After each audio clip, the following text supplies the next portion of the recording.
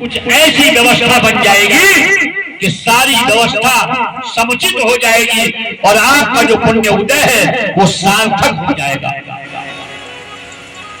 जब तक पुण्य उदय नहीं होता लोग वर्षों मन बनाते रहते हैं, लेकिन ऐसा शुभ कार्य नहीं हो पाता।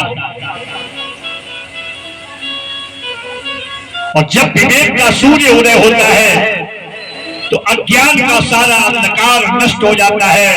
और इसी बात को पूज्य गोस्वामी जी कहते हैं क्या, हर दिन सत्संग विवेक न होई, दिन सत्संग विवेक न होई,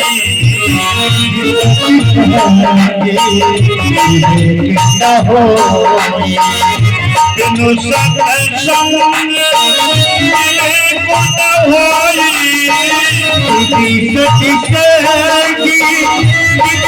न होई, राम कृपा सुलभ न सोई।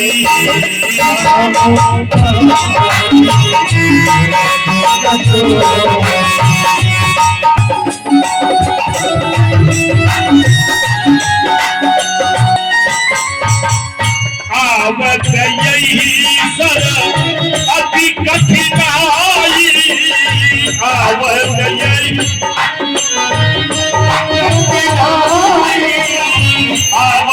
यही सर अति कठिनाई,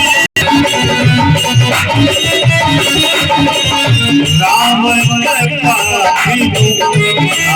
न जाई, राम कृपा न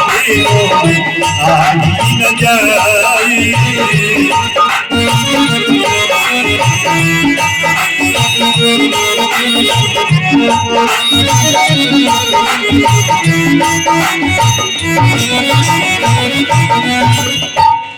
सत्संग की सरिता में सराबोर होने का सौभाग्य उन्हीं सत्पुरुषों को प्राप्त होता है जिन्हें गोविंद अपनी कृपा में चुंबक से खींच कर लाते हैं।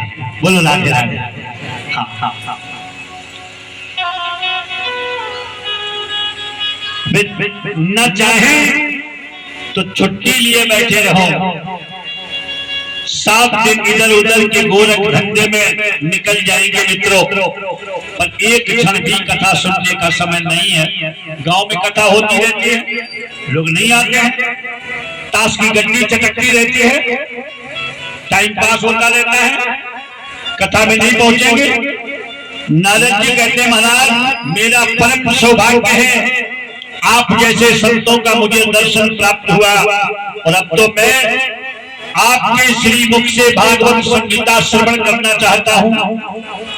सनकादिक ऋषि कहते हैं नारद जी हमें तो एक ही प्यारी जगह लगती है, माता गंगा के पावन पुलिन पर हरिद्वार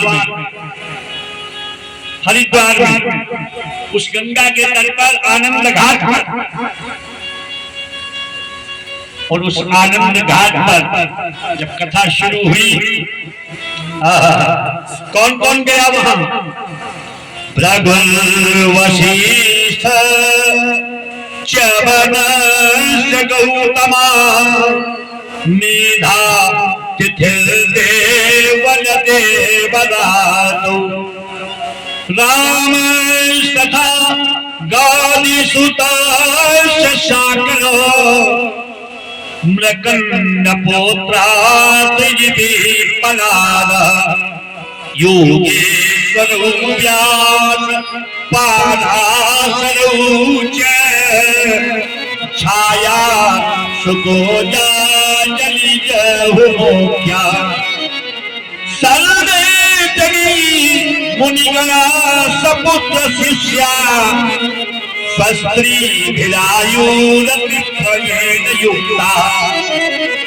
उस गंगा के घाट पर आनंद घाट पर सीधा हरिद्वार में जो संत गृहस्थ थे अपनी पुत्र पत्नी उनको लेकर के साथ में गए, जो विरक्त थे अपने अपने शिष्य और परिकरों के साथ कथा सुन